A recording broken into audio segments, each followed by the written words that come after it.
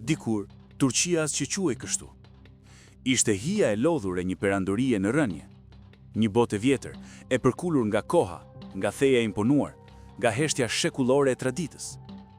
Pastaj, erdhi ai.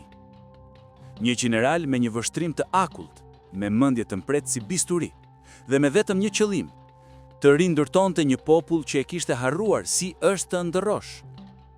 Quhej Mustafa Kemal, por që nga i moment, të gjithë do ta thrisnin Atatürk, ati i tyrgjve. Dhe një baba, nga njëherë, duhet të bëj atë që fëmijët ende nuk e kuptojnë. Ai i shkuli rrënjët një kombi të tërë, jo për t'i zhdukur, por për të thyer zinxhiret që e mbanin të lidhur pas errësirës. Zvendçoi alfabetin arab me atë latin, që njerëzit të mund të lexonin të ardhmen.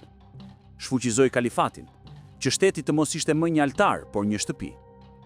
Ndaloi përdorimin e fezit, sepse dhe një kapele mund të bëhet burg i mendjes. Hapi shkolla, u mësoi grame të votojnë, të punojnë, të udhëheqin. I bëri të gjitha këto për vetëm 10 vjet. 10.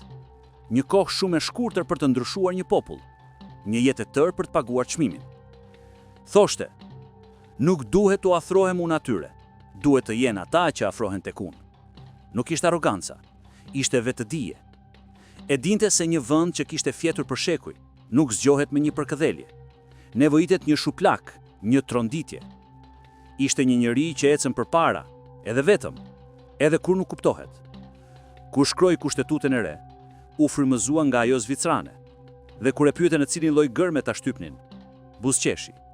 Helvetika natyrisht. Nuk ishte vetëm modernitet, ishte simbol. Ishte një mënyrë për të thënë që sot nuk ka më kthim pas. E quajnë diktator i ndriçuar.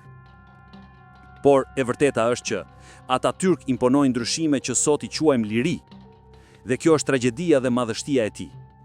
Të kesh kuptuar se për t'i dhënë një populli të ardhmen, ndonjëherë duhet t'ia heqësh të kaluarën. Sot fytyra e tij është kudo në Turqi, në gjykata, në shkolla, në kartmonedha. Jo për nostalgji, por si kujtesë për atë që mund të ndodhë kur një njeri beson vërtet në ndryshim. Jo për vete, por për të gjithë.